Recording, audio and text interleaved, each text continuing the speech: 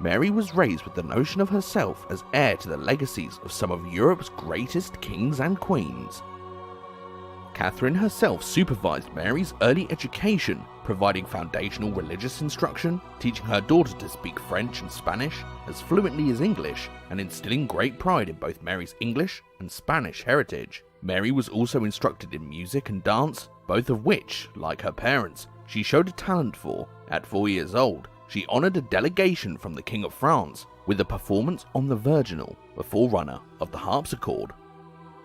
Catherine also provided Mary with foundational instruction in Latin, one of the most important aspects of an elite education, the language of the church, of philosophy, of law, and of the classics. Early modern European men learned Latin far more frequently than women, yet, understanding that Mary might have to do a man's job, Catherine was determined that Mary would be as educated, confident, and well prepared to rule as any man.